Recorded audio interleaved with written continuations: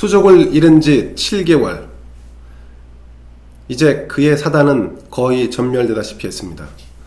전장의 이야기가 아닙니다. 윤석열 검찰총장이 처한 처량한 신세를 묘사한 얘기입니다. 자, 오늘 법무부가 검사장급 인사를, 고위 간부 인사를 단행했습니다. 26명에 대한 신규 보임 및 전보 인사가 있었는데요. 추미애 장관이 지난 1월 달에 이어서 취임 이후 두 번째 인사를 한 것입니다. 지난번 인사에서 이를테면 윤석열 총장의 최측근, 수족과 같은 인사들을 한직으로 내보냈다면, 이번 인사에서는 윤석열 사단을 사실상 전멸하다시피 했다는 평가가 나오고 있습니다. 자, 그 가운데서도 이 추미애 장관과 가장 잘 통하고 있는 이성윤 중앙지검장, 서울중앙지검장은 유임이 됐습니다. 검찰 유착, 검언 유착 의혹 사건, 그리고 또 울산시장 선거 개입 의혹 사건 등등의 이 굵직한 사건을 이성윤 지검장에게 책임지고 매듭지라는 메시지가 담겨 있는 것으로 보입니다. 자, 그리고 전북 무주 출신인 이성윤 지검장과 함께 검찰 빅4에 해당하는 자리가 모두 호남 출신으로 교체된 게 이번 인사의 특징 중 하나입니다. 자, 법무부 검찰국장을 역임한 심재철 국장은 이번에 대검 반부패 강력부장으로 자리를 옮겼습니다. 전북 완주 출신입니다. 또 이정현 서울중앙 1차장은 승진을 해서 대검 공공수사부장으로 임명됐습니다. 전남 나주 출신입니다. 또 중앙지검 3차장인 신성식 검사도 승진을 했습니다. 그래서 대검 반부패 강력부장에 임명됐습니다. 검찰 6탄전, 그리고 또 이렇게 이 무수한 논란을 낳았던 검언 유착 의혹 사건, 사실 단서도 못 찾고 이번에 이제 관련 기자에 대한 기소도 있었는데, 그 기소장에 검찰 인사가 연루됐다는 내용을 한 줄도 다루지 못했습니다. 그럼에도 불구하고 이성윤 중앙지검장 휘하에 있던 차장급 검사들이 이번에 다 승진을 한 셈입니다. 자, 여기에 조남관 법무부 검찰국장, 자, 검찰의 꽃이라고 하는 자리 있었던 조 국장이 고검장으로 또 승진을 했네요. 자, 윤 총장의 차석 자리인 대검 차장검사로 이번에 부임을 하게 됐습니다. 현 정부의 개혁을 이끌어온 이종근 남부지검 1차장도 승진을 했습니다. 그래서 이번에 대검에 합류했고 형사부장을 맡게 됐습니다. 이종근 부장은 사실 이 정권 들어와서 승승장구하고 있습니다. 초대 법무장관이었던 박성기 장관의 정책보좌관을 지냈고, 그리고 조국 법무장관 시절에는 이 검찰개혁 추진단 부단장을 맡은 바 있습니다. 자, 그리고 이번에 여성 지검장 승진자도 있었습니다. 추미애 장관의 한양대 법대 후배인 고경순 서울 서부지검 차장검사도 승진을 했습니다. 대검 공판 송무부장으로 이번에 자리를 옮기게 됩니다. 이와 달리 윤석열 검찰총장 주변에 남아있던 그야말로 마지막 몇 명 안 되는 사단들은 다 또 한직으로 밀려나는, 혹은 좌천성 인사가 있었다, 이런 분석이 나옵니다. 우선 대검 차장이었던 구본선 차장은 이번에 광주고검장으로 자리를 옮기고요. 그리고 배용원 공공수사부장은 전주지검장으로, 그리고 문찬석 광주지검장은 법무연수원으로 자리를 옮긴다고 합니다.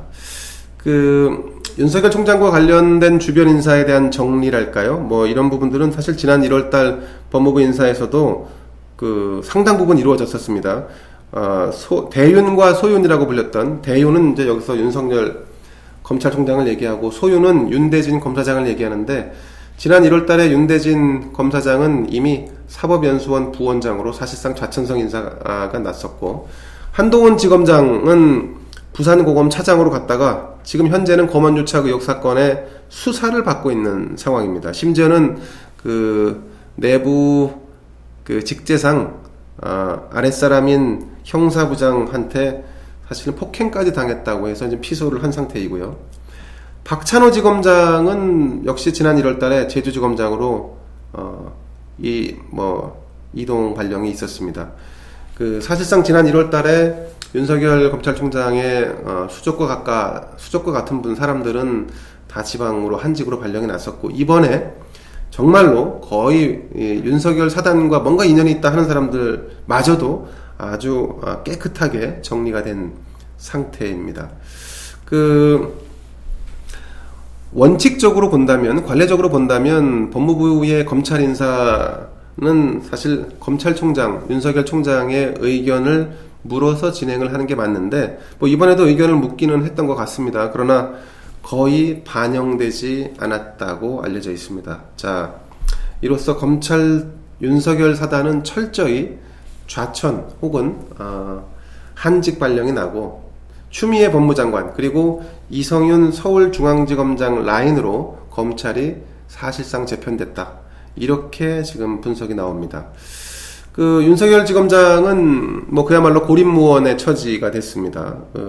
내부에서 이렇게 핍박을 받는 모양새가 계속 이어지면서, 사실 이제 반대급부도 없잖아 있습니다. 보수 진영에서는 그 존재감이 더 커지고 있는 상태입니다. 이제 윤석열 총장이 선택할 수 있는 몇 가지 옵션이 있을 수 있는데, 우선은 권력형 비리 수사를 정말로 제대로 한번 손 보겠다라고 칼을 빼들 수 있을 것 같고요.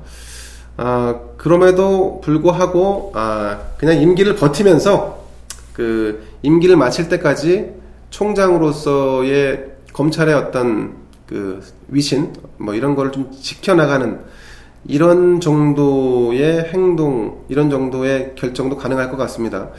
마지막으로는 즉시 사퇴 후에 본인이 언급한 독재, 전체주의와 맞서 싸우는 방향으로, 뭐 이렇게 되면 사실상 보수 진영의 유력한 대권 주자로 사실상 나서게 되는 셈이 됩니다. 자, 어떤 방향을, 어떤 선택지를 가지게 될지는 모르겠지만, 이번 법무부 인사로 사실 이제 검찰에 대한 정권의 장악력은 더 확고해졌고, 윤석열은 핍박은 받았으나 정치적 존재감은 더 커졌다, 이렇게 볼 수 있을 것 같습니다. 정권 또는 먼저 친정권 인사가 연루된 KBS, MBC 이 권한 유착 의혹 사건이 있습니다.